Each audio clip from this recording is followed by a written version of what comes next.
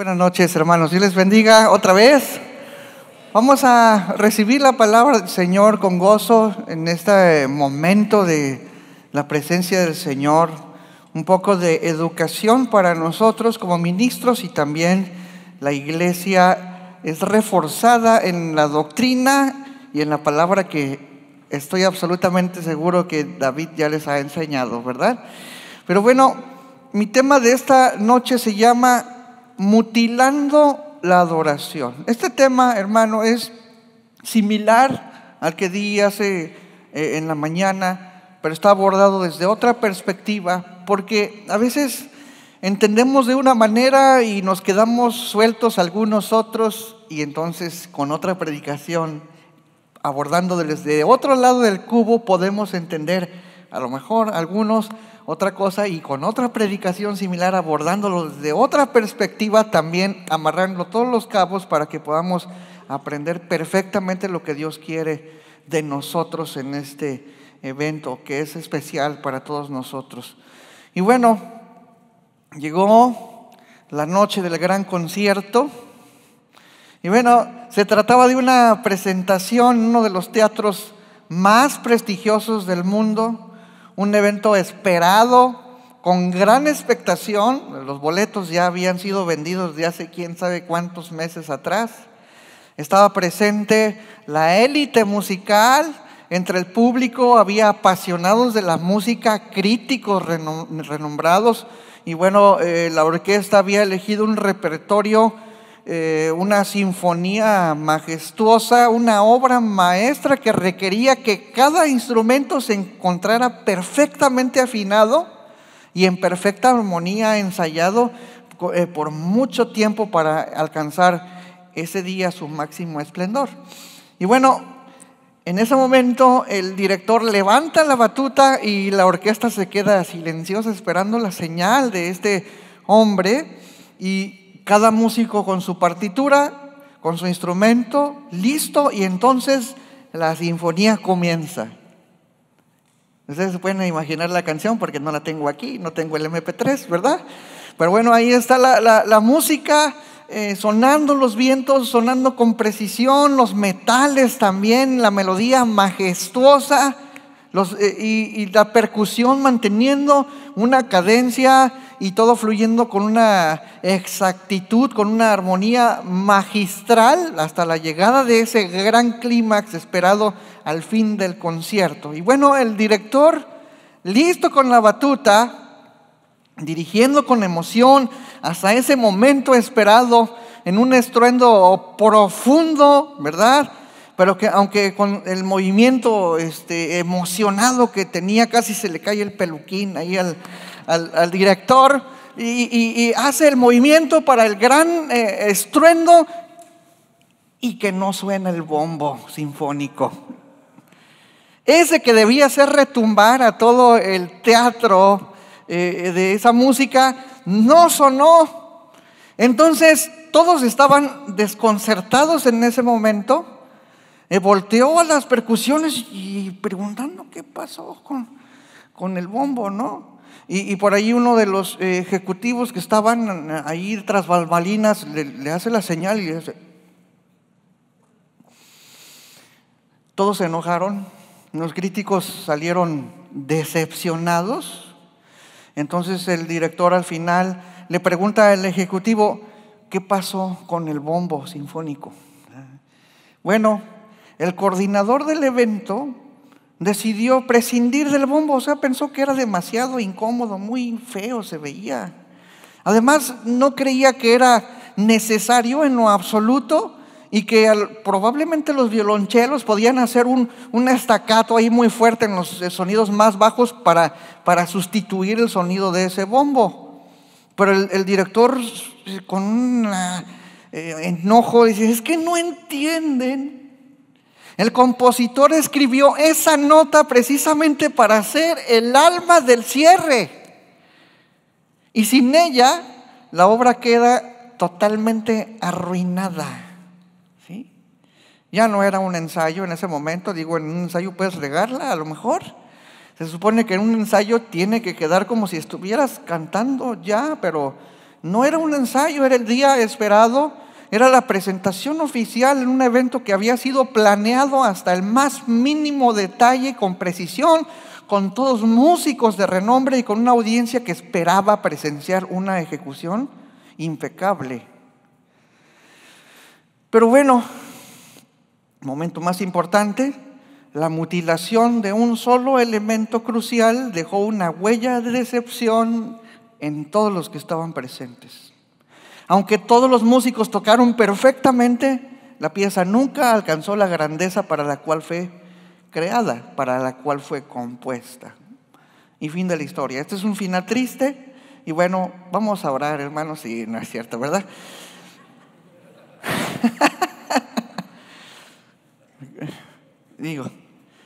Bueno, a veces, hermanos, algo similar sucede en la vida de la iglesia.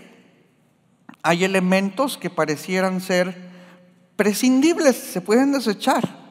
Partes que algunos han decidido simplemente remover pensando que no va a afectar en el resultado final. Pero cuando llega el momento crucial, hermano, la ausencia de este se hace evidente, y lo que debería ser una experiencia plena y gloriosa se vuelve seca y sin impacto. Mi tema de hoy se llama mutilando la adoración. La cuestión, hermano, es que con el tiempo estas ausencias, la vida de la alabanza se hace muy normal. Lo que ya no se nota tanto es la falta de la efectividad de nuestros momentos cruciales con el Señor.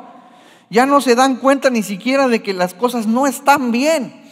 Entonces Dios diseña a su iglesia con un propósito integral en donde cada uno de los miembros tiene un papel esencial en su funcionamiento. No hay adornos inútiles, no hay funciones que se pueden ignorar dentro de la iglesia o dentro de la alabanza sin tener consecuencias, hermano. La ausencia de un solo elemento puede hacer que lo que debía ser majestuoso termine siendo decepcionante.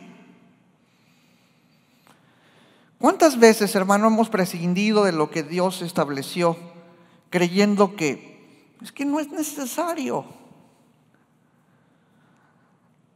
Desde el principio, hermano, Dios diseñó la alabanza como un acto espiritual. No solamente, como lo mencionamos en la mañana, como una expresión de gratitud inicial o como una expresión de las emociones que allí están y deben estar, pero también para que la alabanza sea un medio para que la gloria de Dios se manifieste en medio de su pueblo. La Escritura muestra que la alabanza nunca ha estado desconectada de la operación del Espíritu Santo y de sus dones. En 1 Corintios 12, Pablo nos presenta la imagen del cuerpo de Cristo, donde cada uno de los miembros de la iglesia, cada miembro tiene una función determinada. Y dentro de ese diseño, los dones espirituales son una parte esencial. El ministerio de la alabanza no es un elemento de adorno en la iglesia, es un vehículo para la edificación y para la manifestación de la presencia de Dios. Ahí en 1 Corintios 14, 26 dice: cuando os reunís, es decir, en nuestros momentos en los que nos juntamos todos, dice, cada uno de vosotros tiene salmo. Es esencial. Tiene doctrina, tiene lengua, tiene revelación, tiene interpretación. Luego dice, hágase todo para edificación. Obviamente no podemos sacar de contexto todo lo que se les dijo a los corintios, pero esto es una verdad. La iglesia debe tener la manifestación de los dones espirituales, porque así Dios lo determina. Hermano, este verso es para quienes dicen que la alabanza no es un ministerio, ¿no? Pero también indica, hermano, que según el propio contexto, habla de que el canto en la iglesia primitiva no era una actividad de rutina, sino una de las expresiones activas entre los dones espirituales de la iglesia. En el Antiguo Testamento, es decir, desde antes, hermano, también se nos dan ejemplos del fluir del Espíritu Santo en la alabanza. Y en Primera de Crónicas 25:1 dice que David organizó a los levitas para que profetizaran con arpas, salterios y címbalos, indicando, hermano, que la música en la alabanza no solamente era para una ejecución artística, simétrica, bella, hermosa, etcétera, sino que también es un canal para la profecía. También en Segunda de Reyes 3:15, cuando Eliseo pidió que le trajeran un músico, la presencia de Dios por medio de él descendió para desatar la profecía, para manifestar lo que Dios quería hablar por medio de Eliseo. Hermano, esto confirma que la alabanza con instrumentos también ha sido un medio por el cual Dios habla a su pueblo, o Dios desea manifestar su palabra especial, específica en la iglesia. En el Nuevo Testamento la alabanza es escrita como algo que debe hacerse en espíritu y en verdad, ¿verdad?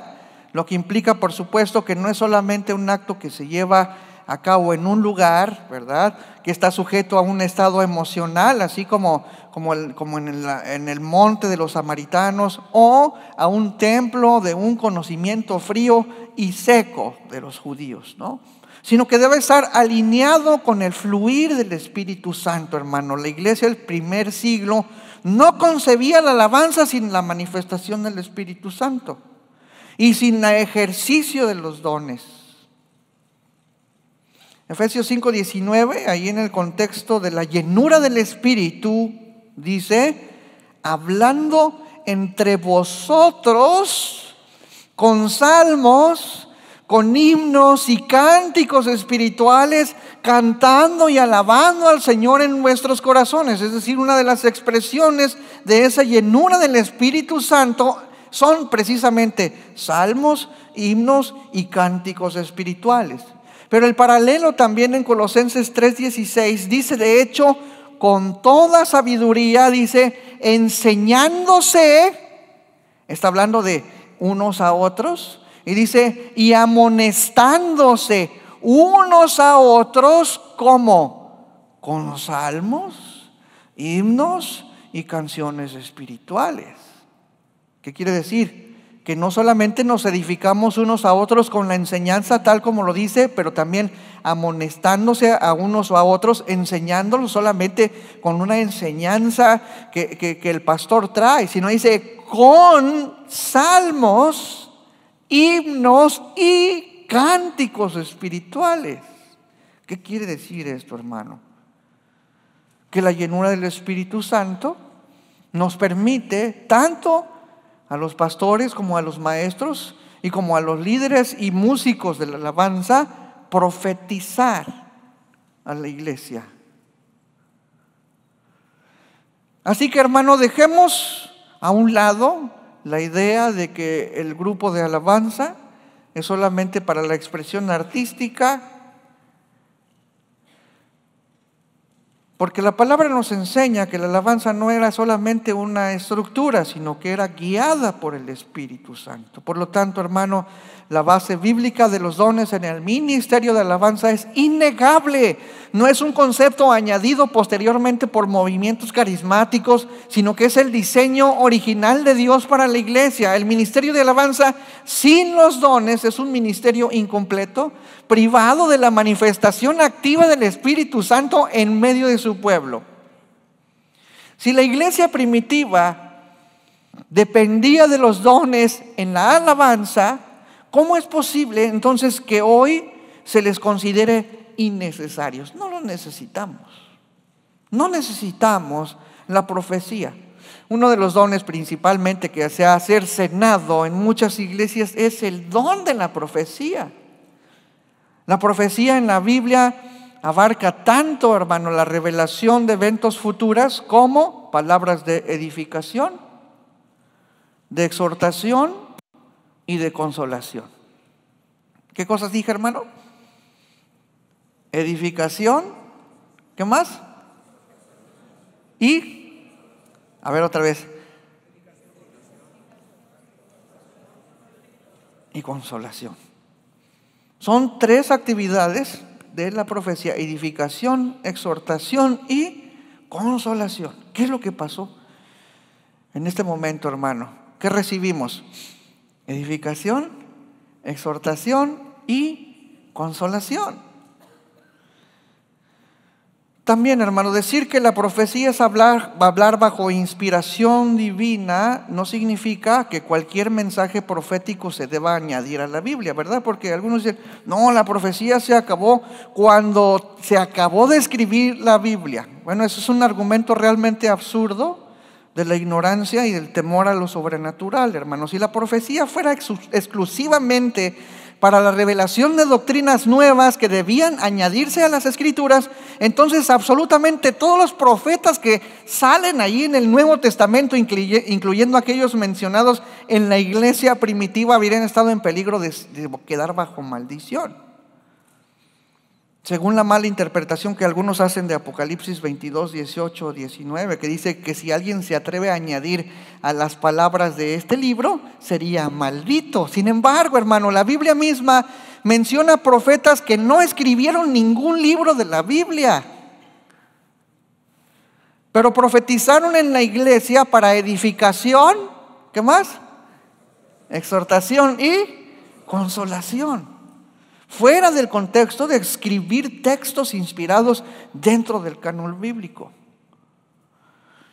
Dice Hechos 11, 27 al 28. En aquellos días, unos profetas descendieron. ¿Cuántos eran? No sabemos, pero eran unos profetas, eran varios, ¿no? Dice, de Jerusalén a Antioquía, y levantándose uno de ellos llamado Agabo, dice, daba a entender por el Espíritu que vendría una gran hambre en toda la tierra habitada, la cual sucedió en tiempo de Claudio. A ver, hermanos, ¿de qué nos sirve la profecía de Agabo el día de hoy? ¿No? O sea, ¿tiene que ver algo con alguna doctrina, con alguna revelación específica para nosotros el día de hoy? En realidad no, pero sirvió de una guianza para el pueblo de Dios específicamente en ese mismo instante. Y Dios sigue hablando de esa manera el día de hoy. Todavía, hermano, todavía. Obviamente, hermano, por muchos años y por esta cuestión de sacar dinero, por la cuestión del morbo, de hacer cosas rimbombantes en la iglesia, el don de la profecía se ha corrompido y abusado, y para manipulación muchos dicen, el Señor dijo, y el Señor no dijo nada, ¿verdad? Pero eso no quiere decir, hermano, que ese don, así como está en este verso que habla acerca de revelaciones específicas para las personas en específico, de un tiempo en específico, se haya raído de la Escritura. Hechos 13, 1 al 3 dice, había entonces en la iglesia que estaba en Antioquía profetas y maestros.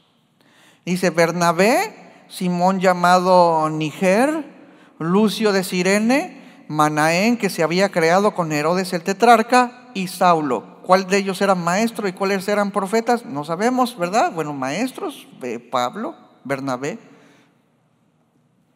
Pero dice que había profetas y maestros. Dice, ministrando estos al Señor y ayunando, dijo el Espíritu Santo, apartadme a Bernabé y a Saulo para la obra de los que los he llamado. Allí hablaron los profetas, hermano, ¿sí? De una manera específica para confirmar el envío de Bernabé y de Pablo. Dios sigue hablando el día de hoy. ¿Cómo? ¿Se acuerdan? Edificación, Ahí está. Hechos 15:32 dice: Judas y Silas, como ellos también eran profetas, dice, consolaron y confirmaron a los hermanos con abundancia de palabras. Aquí no está diciendo que eran las mismas escrituras, ¿verdad? Edificaron, confirmaron, consolaron a los hermanos con abundancia de palabras. 1 Corintios 14:29-32 dice: Asimismo los profetas hablen 2 o 3 y los demás juzguen, y si algo le fuere revelado a otro que estuviere sentado, calle él primero, porque podéis profetizar todos, uno por uno, para que todos aprendan y todos sean exhortados. Entonces, ¿qué es lo que estaban recibiendo ahí? Una nueva versión internacional, la nueva versión de Jerusalén. No, si algo le fuere revelado, hermano. ¿Qué quiere decir revelado? Algo que está oculto, que Dios quiere manifestar a las personas. ¿Por qué les digo esto, hermano? A lo mejor para algunos de ustedes ya, no, pues yo ya lo sé, pero otros no, hermano. Otros no. Todavía en nuestras iglesias hemos cometido muchos errores por considerar la sana doctrina, entre comillas, escuchando otras doctrinas que no convienen, que introducimos a nuestras congregaciones y terminamos cercenando, mutilando la actividad de la iglesia. Entonces, hermano, estos pasajes muestran claramente que el don de profecía no estaba restringido ni a los apóstoles, no estaba limitado a la escritura de la Biblia. Era un don activo de la iglesia primitiva y su propósito era edificar, exhortar y consolar al pueblo de Dios. La idea de que la profecía solamente existió para revelación de la escritura, pues es una distorsión en realidad, ¿no?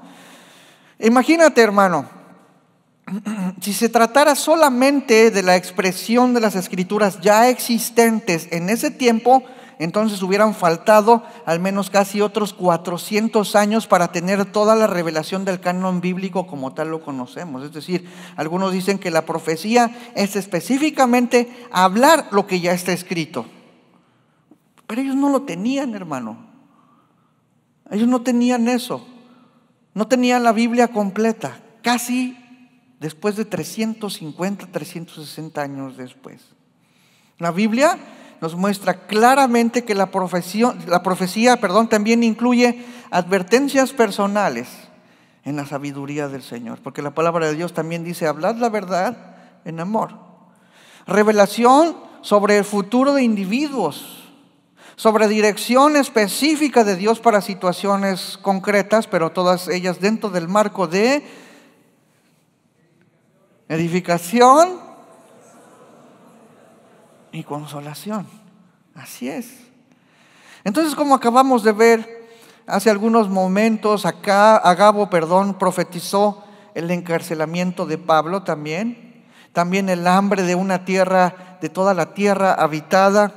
Un mensaje que no fue registrado como una doctrina universal, sino como una advertencia específica. Si Dios da profecías específicas en la iglesia primitiva para dirección y advertencia, ¿por qué hoy se nos enseñaría que la profecía ya no existe?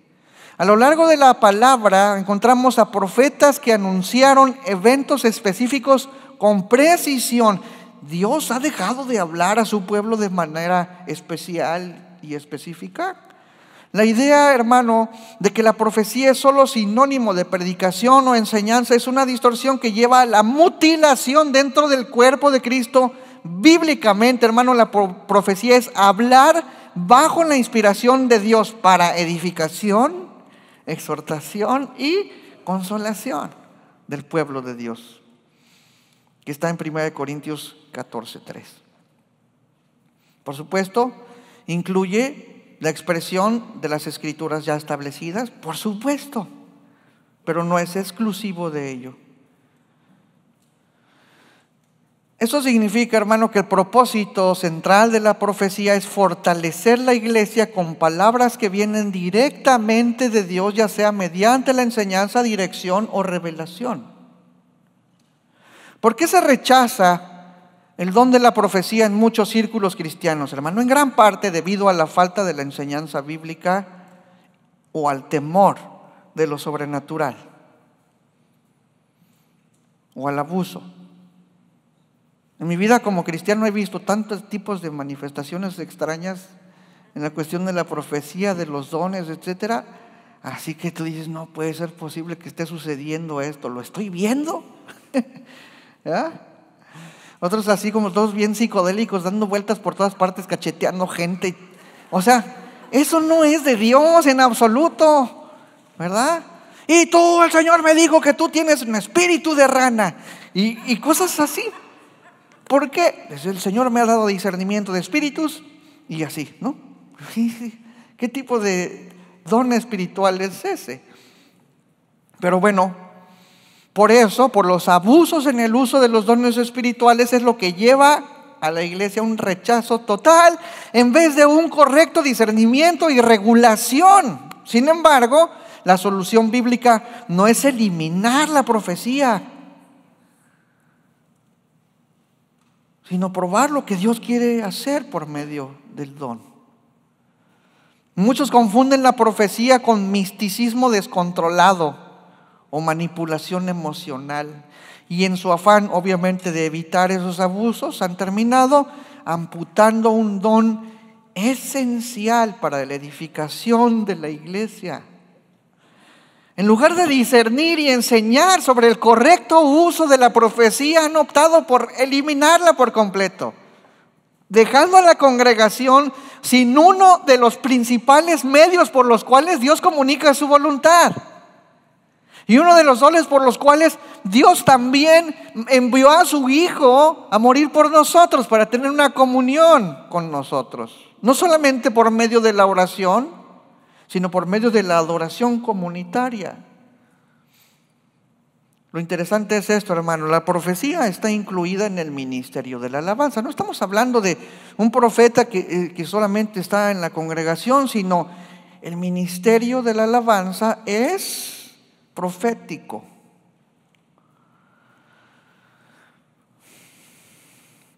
La profecía no se limita a mensajes hablados, también se expresa a través del canto. En la Escritura encontramos que la música fue un canal profético, ya lo vimos en el Antiguo Testamento, en donde Dios habla a través de los salmos, habla a través de los himnos, pero también de cánticos espirituales inspirados por el Espíritu Santo.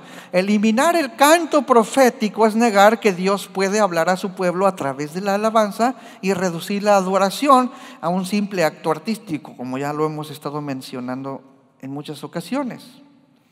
En lugar de una experiencia espiritual transformadora. ¿De qué estás hablando, Willis? Decía una serie de los 80s, ¿no? Bueno, hemos estado hablando de la comunión con Dios y de la realidad de su presencia en medio de nosotros por medio de la alabanza. Pero ¿en dónde encuentras tú en la Biblia que el ministerio de la alabanza está conectado con la profecía? Bueno, uno de los puntos clave en la conexión entre esta alabanza y el don profético es lo que Pablo menciona en 1 Corintios 14:15. Dice: ¿qué pues? Oraré con el Espíritu. Algunos, no sé por qué razón, yo he escuchado muchas veces que lo leen. ¿Qué pues? ¿Oraré con el Espíritu? No está diciendo eso. ¿Qué pues? Dice: oraré con el Espíritu. Y dice: y oraré con el entendimiento. ¿Cuál es el contexto de esto, hermano? Las lenguas y la profecía. Orar con el Espíritu, en el contexto está hablando de orar en lenguas, y orar con el entendimiento está hablando de la profecía. Cantaré con el Espíritu. Ahí no está diciendo está prohibido cantar en lenguas. No, dice cantaré con el Espíritu. ¿Qué significa? ¿Pablo hablaba en lenguas? ¿Pablo cantaba en lenguas? Pues si él está diciendo cantaré con el Espíritu como una afirmación, es muy probable que Pablo oraba en lenguas y cantaba en lenguas. Pero dice, oraré con el espíritu, cantaré con el espíritu, y dice, y también cantaré con el entendimiento. Pablo no está negando los dones de las lenguas, ni siquiera de la profecía, sino que está diciendo, hermano, que tanto la oración como el canto pueden ser hechos en el espíritu o pueden ser hechos con el entendimiento. En este capítulo, hermano, Pablo aborda el uso de los dones en la congregación, particularmente, pues eso, lenguas, profecías. Su énfasis es que la profecía mencionada como oración en este capítulo es más útil para la edificación del cuerpo, porque todo mundo la puede entender. Cuando hablas tu profecía en español, ¿verdad? Todo mundo entiende esa profecía y todo mundo es edificado. Entonces esto nos da un principio, hermano. El don de lenguas no está prohibido en la congregación, pero su uso debe ser ordenado. Está hablando de no se pongan todos a hablar, porque los corintios presumían de que todos hablaban en lenguas. Entonces todos hacían un mercado ahí y empezaban a hablar como, marchanta, pásale que... Bueno, en lenguas, ¿no? ¿A 50 la bolsita? No, o sea, no. Pero parecía un mercado, todos hablando en lenguas ahí. No puede ser posible. Parecen niños, corintios. La manifestación del don no es para que ustedes presuman de que todos hablan en lenguas o de que todos tienen todos los dones espirituales. Dice, si habla alguno en lengua extraña, dice 1 Corintios 14, 27 al 28, si habla alguno en lengua extraña, sea esto por 2 o a lo más 3 y por turno. Y luego dice, y uno interprete, y si no hay intérprete, calle en la iglesia y hable para sí mismo y para Dios. Es decir, si en la iglesia no hay un intérprete, ¿qué es lo que dice la palabra? Ya. ¿Verdad? ¿Por qué? Porque si tú hablas en lenguas y la gente no entiende lo que hablas, entonces ¿cuál es el punto? ¿Cuál es la edificación allí? Pero lo interesante es esto: cantaré en el espíritu, pero cantaré también con el entendimiento. Pablo no está diferenciando solamente entre cantar con inteligencia, como otros salmos sí lo dicen, y cantar con fervor. Cantar en el espíritu es cantar efusivamente. No, ahí no está hablando de ese cantar en el espíritu, cantar efusivamente e inteligentemente, sino que dentro del contexto ahí de 1 Corintios, hermanos, donde se habla del don de lenguas y la profecía, deja claro que la adoración a través del canto también puede ser profética.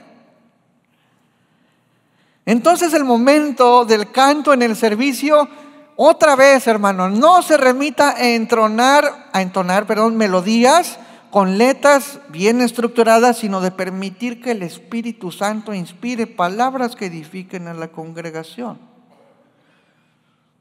¿Qué? Ahí está. Edifiquen, exhorten y consuelen.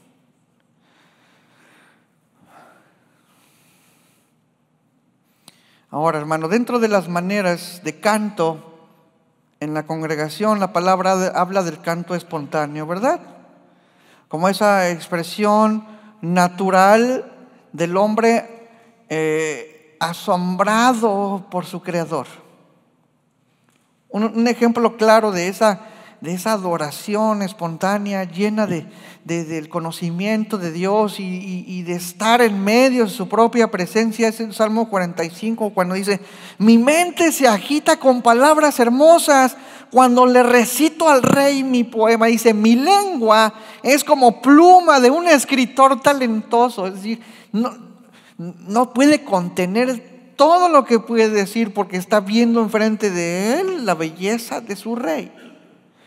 El salmista expresa precisamente cómo del corazón del creyente se derrama una adoración espontánea, permitiendo que de su interior brote un cántico libre como respuesta a la presencia de Dios, tal como los seres celestiales que vimos en la mañana, que decían santo, santo, santo, y no paraban de decir, según el Apocalipsis, no cesaban de decir, asombrados por la trascendencia de Dios. Pero bueno, esto es diferente, hermano. El canto profético cumple con una función distinta. Más que una respuesta personal de adoración hacia Dios, es un medio por el cual Dios mismo habla a su pueblo a través de la alabanza, trayendo edificación, exhortación y consolación. En muchas ocasiones el Espíritu Santo puede traer una revelación, puede traer una dirección específica a la congregación a través de una canción que no estaba planificada, pero que surge obviamente en orden y bajo la guía de Él. Y aún podría ser cantado en lenguas si hubiera un intérprete. Entonces no es descabellado, ¿verdad, hermano? Porque en la vida yo he escuchado todo tipo de personas también que se burlen. Ay, sí, la alabanza profética. Pues ahí está en Corintios. En muchas ocasiones el Espíritu Santo puede traer una revelación, una dirección específica a la congregación a través de ese canto que no estaba planificado. Repito, el canto espontáneo y el canto profético no son elementos separados. Forman parte de la comunicación entre el creyente y Dios en el momento de la alabanza. El canto espontáneo surge del corazón del creyente como una expresión libre, mientras que el canto profético es la manifestación de la voz de Dios hacia su pueblo en medio de la alabanza. Hermano, ambos forman un ciclo de comunicación, de comunión en la que el creyente canta desde su espíritu y Dios responde. ¿En dónde está eso? Salmo 22:3, que hemos estado mencionando también, declara: pero tú eres santo, tú que habitas entre las alabanzas de Israel. Primera de Crónicas 25:1 dice: asimismo David y los jefes del ejército apartaron para el ministerio a los hijos de Asaf, de Emán y de Jedutum, para que profetizasen con arpas, salterios y címbalos. El número de ellos, hombres idóneos para la obra de su ministerio, fue. Músicos, ustedes también son profetas, aunque no estén cantando. Eso nos revela, hermano, que la alabanza no es solo un acto, repito, de adoración de los músicos hacia Dios, sino también un espacio donde su presencia se manifiesta de manera especial. Sofonías 3:17, hermano, es una de las declaraciones de la palabra más asombrosas para mí, donde dice: Jehová está en medio de ti. Jehová está en medio de ti. ¿Cuántos creen que el Señor está aquí? Dice: poderoso, Él salvará, se gozará sobre ti con alegría, callará de amor, y dice: se regocijará sobre ti. ¿Con qué? Con cánticos. Otra versión dice: pues tu Dios está contigo y con su poder te salvará. Aunque no necesita de palabras para demostrarte que te ama, con cantos de alegría te expresará la felicidad que le hace sentir. Eso es lo que siente el Señor cuando estamos en la alabanza. ¿Y tú qué crees, que Él se va a quedar callado? No, Él también quiere cantar, hermano. Él canta. Pero ¿qué hacemos nosotros?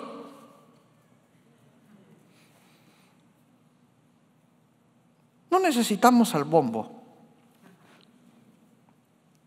Cuando el momento llega de ese clímax en donde el Señor quiere hablar a nosotros, expresar lo que Él siente por lo que está escuchando, cercenamos el don. El canto, hermano, siempre ha estado vinculado a la misma inspiración de Dios. Por eso, hermanos, compañeros de servicio, hermanos de la iglesia, El ministerio de alabanza no debe ser tomado a la ligera. Pero ¿qué sucede, hermano, cuando la adoración se ve privada de los elementos que Dios mismo estableció para su manifestación? La Escritura nos dice en 1 Corintios 12:21, no puede el ojo decir a la mano, no te necesito, ni tampoco la cabeza a los pies, no tengo necesidad de vosotros. ¿Pero acaso no es lo que hacen muchos cristianos al rechazar los dones del Espíritu? ¿Cómo puede alguien en su necedad atreverse a decirle a Dios que los dones que Él mismo estableció ya no son necesarios? ¿Con qué autoridad, hermano, puede una parte del cuerpo de Cristo desechar a la otra como si el diseño divino estuviera sujeto a las opiniones de los humanos? Hermano, este pasaje no es solamente una ilustración de la unidad de la iglesia. Entendemos la membresía, sí, sobre todo como el Señor le enseña allí, pero no está hablando solamente de los individuos. Es una reprensión directa a quienes han cometido la osadía de menospreciar lo que Dios ha ordenado para la edificación de su iglesia. El pasaje, hermano, no solamente enfatiza la interdependencia de los creyentes, sí, hermano, pero dentro del cuerpo de Cristo resalta a los individuos como miembros útiles con dones específicos. El pasaje resalta cómo los dones se complementan unos a otros. La adoración no es un esfuerzo individual, sino una sinfonía donde cada miembro aporta una parte esencial. Así como en el cuerpo físico la mano no puede funcionar sin la coordinación del ojo o la fuerza del brazo, en cada iglesia cada don enriquece y fortalece la manifestación de Dios en medio de su pueblo. Y en la iglesia los dones espirituales no son una cuestión de preferencia. No, es que yo no quiero esto, sino de necesidad, hermano. Necesitamos todos los dones. Son necesarios, hermano. Dios los estableció con un propósito claro: la edificación del cuerpo, la manifestación de su poder en medio de la congregación y por implicación el testimonio del poder de Dios ante el mundo, hermano.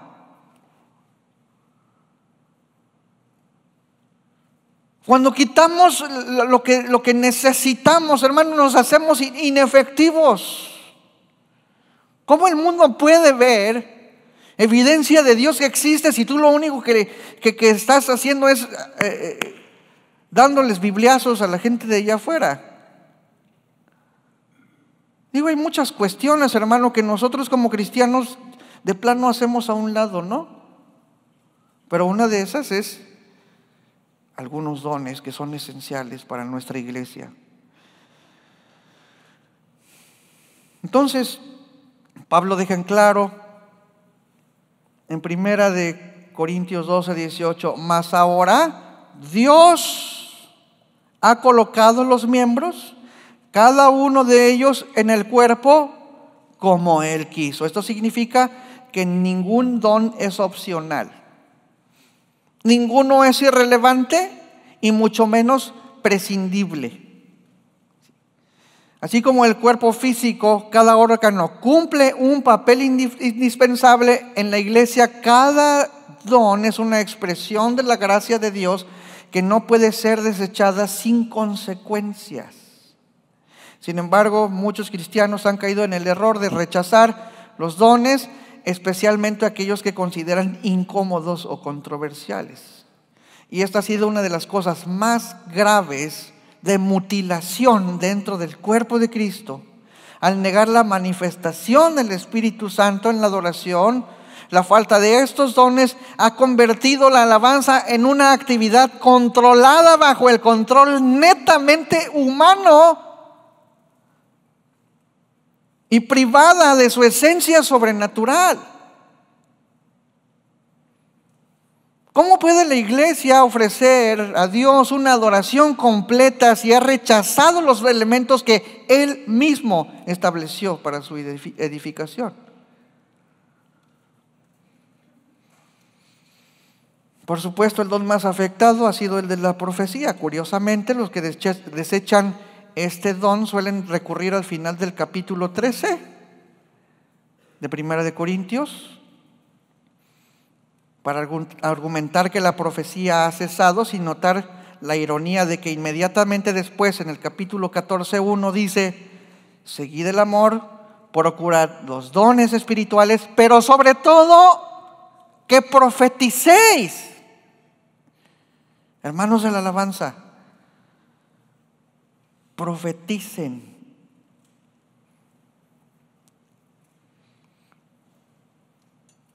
La palabra no solamente valida la profecía, sino que la posiciona como algo digno de ser procurado con fervor. No podemos callar. No podemos reducir la alabanza a buenas ejecuciones llenas de sana doctrina. La alabanza necesita la palabra de Dios. Pero hermanos, si la palabra no es vida, ¿funciona? Cuando la profecía es eliminada de la adoración, hermano, la iglesia pierde una de las formas más directas en que Dios revela su voluntad a su pueblo. Por supuesto, la palabra es la palabra profética más segura, indudablemente. Y ninguna profecía puede venir aparte de la palabra o contradiga la palabra, absolutamente no. Pero la ausencia, hermano, viene de una distorsión de interpretación. Sofocamos la sensibilidad del Espíritu Santo en lugar de potenciarlo, en lugar de permitir que Dios ministre y hable a través del canto profético.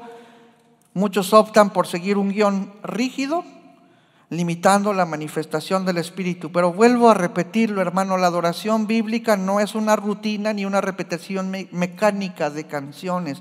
Es un encuentro vivo con Dios, el cual Él se manifiesta activamente en medio de su pueblo. Hermanos, si verdaderamente creemos en el diseño de Dios para la iglesia, debemos restaurar el lugar que Él mismo ha dado a cada miembro y cada don. La alabanza, hermano, repito, no solamente lo que nosotros podemos ofrecer a Dios. Dios quiere derramarse en medio de nosotros. Mutilar los dones es amputar la funcionalidad del cuerpo de Cristo, y hasta que no restauremos lo que ha sido rechazado, la adoración va a seguir incompleta, privada de la plenitud que Dios diseñó para ella. Hermanos, esto es muy serio en realidad. ¿Por qué no lo hacemos? ¿Miedo? ¿Falta de fe? ¿Creemos que Dios de pronto no va a responder lo que nosotros practicamos? La mutilación de los dones, como les digo, no es un problema menor, no es un tema de simple preferencia teológica, es una grave distorsión del diseño de Dios. Sin embargo, así como el cuerpo de Cristo ha sufrido la amputación de elementos esenciales en su fusión, también puede restaurarse. La adoración no tiene por qué permanecer incompleta. Dios es un Dios de restauración y nos llama a devolverle a la alabanza su plenitud, hermano. El primer paso para restaurar la adoración es primeramente reconocer la falta y arrepentirnos. Si es que nosotros hemos llegado a tener en poco lo que la palabra del Señor nos dice. No se puede corregir aquello que no se acepta como un problema. ¿Tenemos ese problema en nuestros grupos de alabanza? No se puede restaurar lo que no se considera perdido, hermano. Hemos limitado la adoración a un evento programado. Sofocamos al Espíritu Santo. Debemos admitir que hemos reducido la alabanza a eso solamente, a un momento emocional, a un concierto.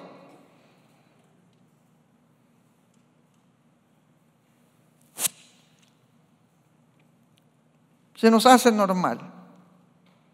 Pero esa carencia refleja la frialdad, la superficialidad de muchas expresiones de adoración actuales. Y hermano, para esa adoración bíblica requerimos humildad para admitir que hemos reducido la alabanza a eso.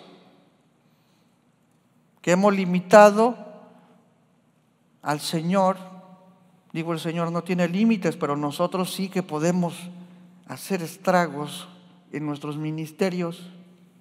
La clave es volver al modelo bíblico de adoración con determinación, hermano. ¿Qué es eso? Que lo vamos a hacer.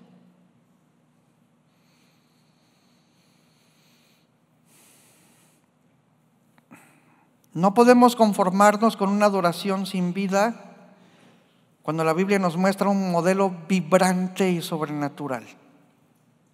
Finalmente, hermano, la restauración de la adoración completa requiere valentía para abrir esa manifestación de Dios. 1 Tesalonicenses 5, 19 al 20. Yo no sé cómo es que no han leído esto, ¿verdad? 1 Tesalonicenses 5, 19, 20 dice: no apaguéis al Espíritu, no menospreciéis las profecías. La adoración no puede ser completa sin el mover del Espíritu, sin su dirección, sin su voz manifestándose en medio de nosotros. Es tiempo, hermano, de restaurar esto que ha sido mutilado. Es tiempo de permitir que la adoración vuelva a ser ese espacio en donde Dios habla, donde Dios ministra, transforma. La pregunta no es si queremos una adoración más profunda, no, es si estamos dispuestos a rendirnos a la plenitud de lo que Dios ha diseñado para su iglesia.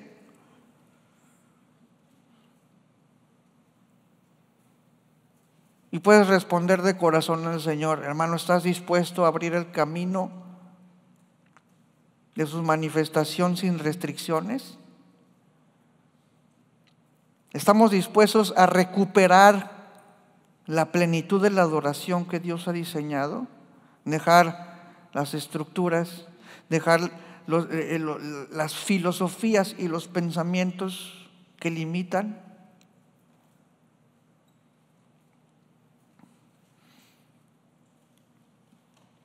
La cuestión aquí, hermano, es de si tenemos en poco el cuerpo de Cristo. Y también tú, hermano, si tú has tomado en poco el don que el Señor te ha dado, o no lo sabías, o lo sabes, pero te da miedo, o no lo quieres usar. ¿Sabías que el Señor vamos a dar cuentas delante del Señor si no usamos lo que el Señor nos ha dado? ¿Por qué? Porque obstaculizamos el ministerio, porque obstaculizamos el avance del reino de los cielos. Hermano, esto no se queda dentro de nuestra casa. No se trata solamente de una religión cerrada en donde todos aquí somos edificados, hermano. ¿Cómo vamos a salir de aquí sin el poder del Espíritu? Primeramente tenemos que ver la bendición de Dios para bendecir al mundo en todas las áreas de nuestra vida, hermano. Así que si tú estás de acuerdo, obviamente yo sé que muchos saben, pero muchos no. Entonces, para que no se vea así como que les estoy diciendo: hermano, si estás de acuerdo y te quieres arrepentir, levántate, y todos quedamos aquí avergonzados, ¿verdad? Vamos a levantarnos todos, hermano, para orar.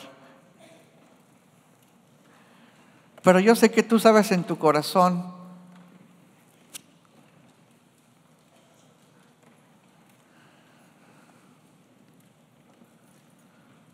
si hemos atendido al llamado del Señor. Hermano, inevitablemente tú, músico, cantor, director de alabanza, todos estamos llamados a comunicar lo que Dios quiere hablar para su iglesia.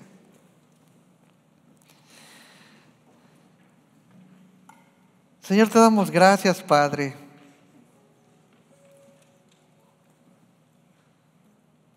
por tu consolación, por tu exhortación, Señor, por la guianza directa, Señor, de tu Espíritu, por tu palabra, por la palabra profética segura, por la revelación de tu voluntad en las Escrituras, porque nos enseñas la obediencia, Padre. porque nos enseñas que hay llaves, Señor, que nosotros no hemos abierto, que hemos limitado, que hemos obstaculizado, Señor, y también, Padre, pecado, Señor. Si tú nos has llamado a amar a tu pueblo, a tu iglesia, Señor, si tú nos has llamado a edificar, a fortalecer, a preparar a los santos para la obra del ministerio, Señor. Señor, te pedimos perdón. Y Padre, entiendo de que hay cosas a las que no estamos acostumbrados. A lo mejor en mi vida jamás he visto algo así, Señor. O a lo mejor sí, pero comencé a dudar, comencé a escuchar otras voces. A lo mejor vino alguien que era falso y me dijo algo que no se cumplió. O a lo mejor alguien me manipuló, Señor. A lo mejor vi cosas extrañas que no me parecieron y yo me hice escéptico, Padre. Ayúdanos, Señor, te lo pedimos. Y nosotros que hemos recibido este ministerio hermoso de la alabanza, Señor, podamos aplicar la fe, sabiendo que tú nos has dado cosas y tesoros tan hermosos, Padre, que podemos utilizar para la iglesia y que tu iglesia puede crecer, Padre, que puede ser sanada, que puede ser exhortada, consolada, edificada, Señor, por medio de nosotros. Que podemos ver, Señor, tus maravillas en medio de la congregación y que el mundo también, Señor, que tú amas, por el cual tú has derramado tu sangre, Señor, también pueda acercarse, Señor, a nosotros.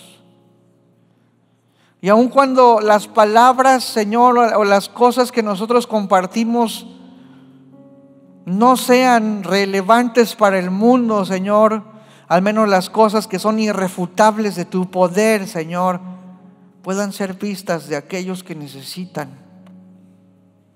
Así como tú una vez, Señor Jesucristo, le dijiste a los fariseos: si no me crees a mí, cree en las obras que yo hago para que seas salvo. Sabemos, Padre, que algunos de ellos no nos escucharán, pero sabemos que pueden ver las cosas que tú haces y que por las obras que tú haces en medio de nosotros y para ellos también, Señor, ellos rindan una alabanza delante de ti y también inclinen su rodilla delante de ti, Padre. Ayúdanos, Señor, a ver más allá de nuestro egoísmo y de nuestra individualidad, Señor. Necesitamos un ministerio efectivo, un cuerpo completo que ha sido cercenado por algunos, Padre, y en nuestra mente, Señor, también limitado. Padre, decimos con todo nuestro corazón, creemos en tu palabra, en el nombre de Cristo Jesús. Amén.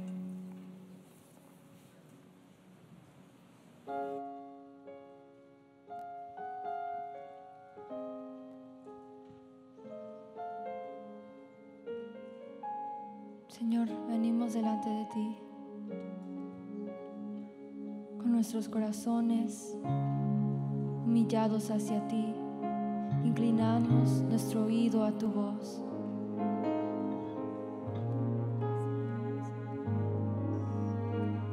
Nos acercamos a ti. Me acerco ante tu altar, Supremo Señor y Rey, tu gloria me rodea y caigo rendido a tus pies. Tus ángeles te adoran y y yo sin poder hablar, me asombra tu grandeza, tu poder y autoridad. Indigno soy para estar en pie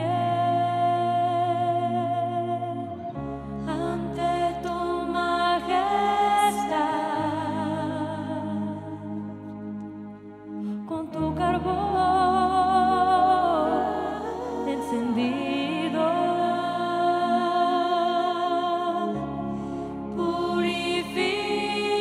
Purifícame. Santo, santo eres, Señor, sentado en tu trono alto y sublime. Santo, santo, santo, Jehová de los ejércitos, toda la tierra está llena de tu gloria.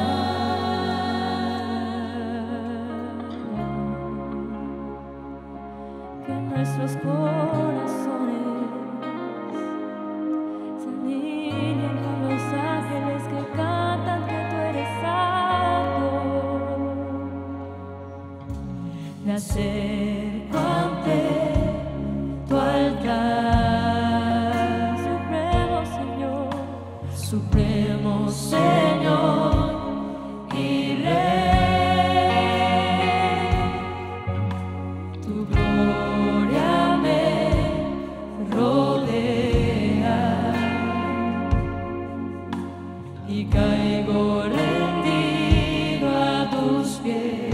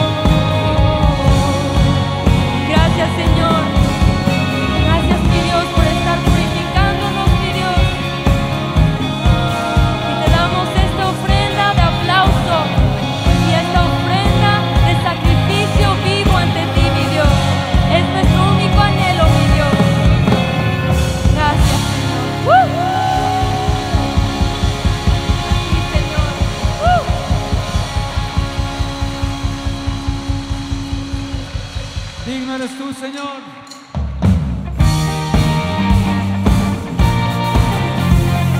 Ser excelsamente alabado, con adoración excelsa para ti, mi Dios.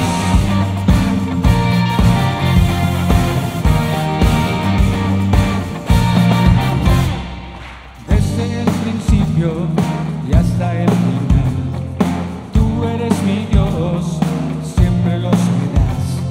Paciente está mi alma en tu voluntad, esperando en tu gracia y tu gran bondad, en todo tiempo en ti.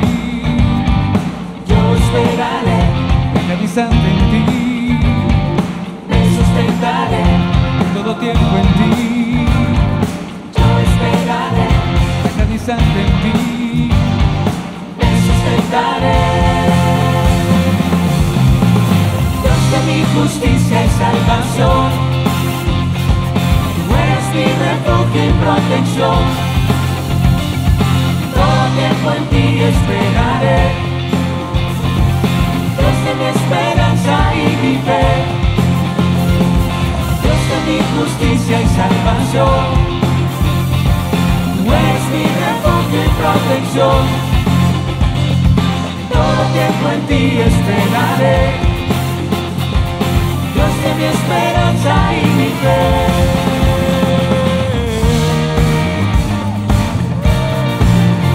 Gracias, Señor. Por siempre te adoraremos, Dios.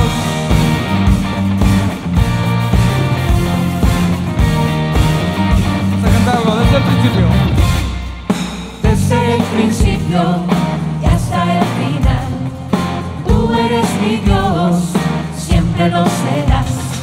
Paciente está mi alma en tu voluntad, esperando en tu gracia y tu gran bondad, en todo tiempo en ti. yo esperaré, Agonizante en ti, me sustentaré, en todo tiempo en ti. yo esperaré, Agonizante en ti, me sustentaré. Dios de mi justicia y salvación, tú eres mi refugio y protección. Todo tiempo en ti esperaré,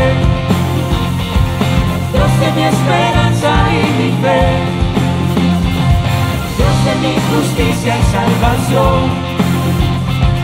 tú eres mi refugio y protección. Todo tiempo en ti esperaré, Dios de mi esperanza y mi fe, en todo tiempo en ti.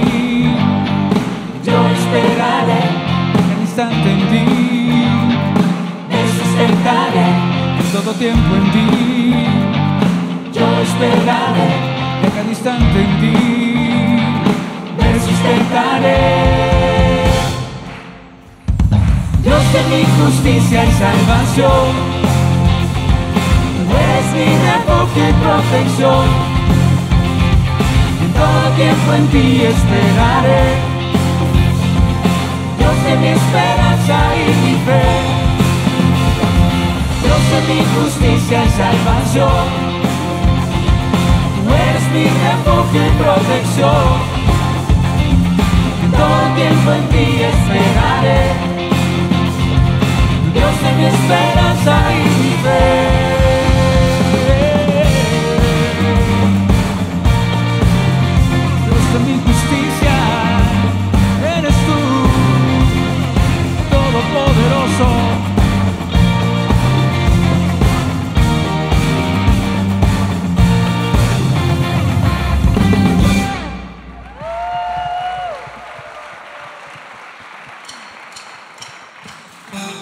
Damos gracias al Señor por su fidelidad. Cada mañana se renueva su misericordia. Que tu voz, que tus manos y tus pies adoren al Dios vivo. ¿Puedes dar un grito de júbilo?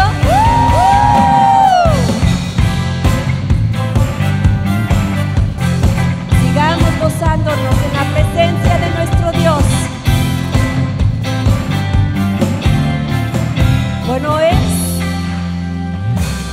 Bueno es alabarte, oh Jehová, cantar salmos a tu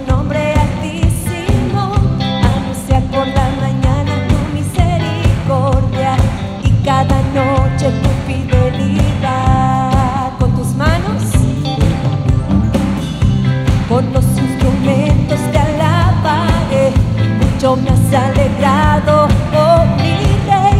En las obras de tus manos me gozaré, cada día te bendeciré. Vamos, iglesia, dilo. Grande es Jehová, grande es Jehová, y digno, digno de suprema alabanza.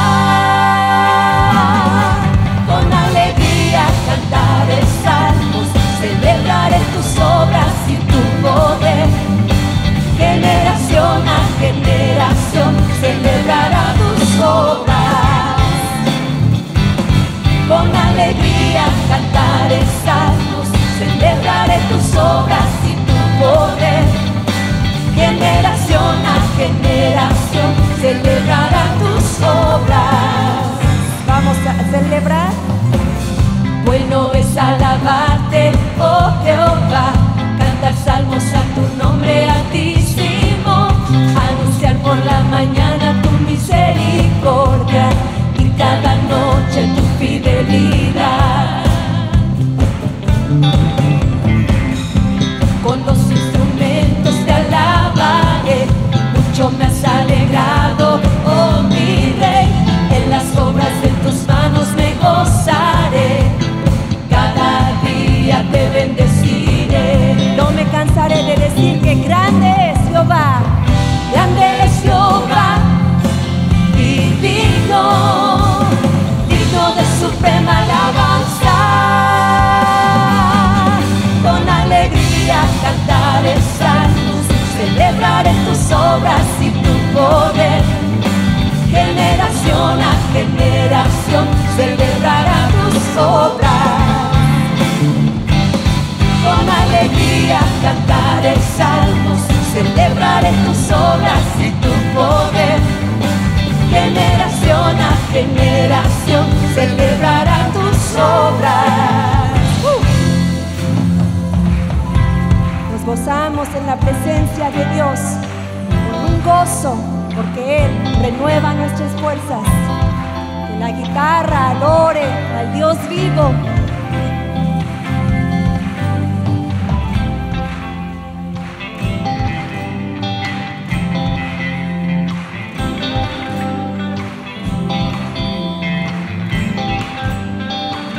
Las percusiones alaben a nuestro Dios.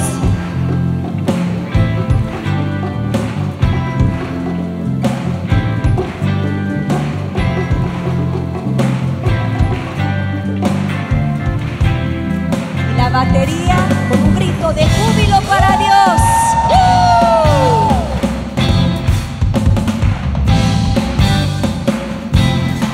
Te exaltamos, Señor.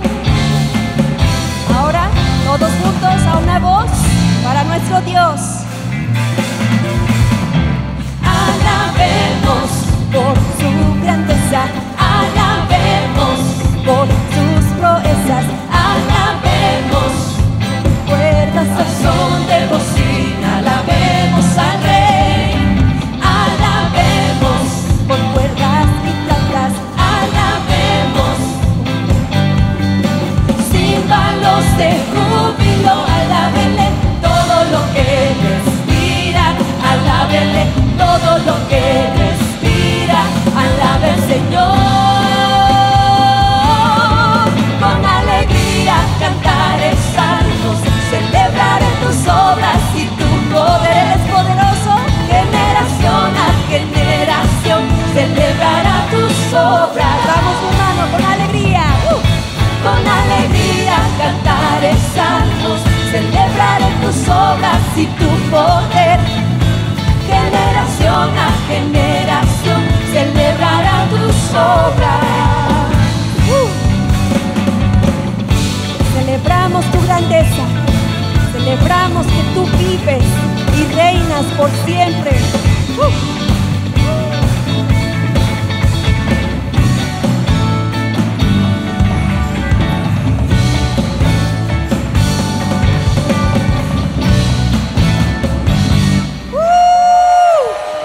Gloria sea nuestro Dios.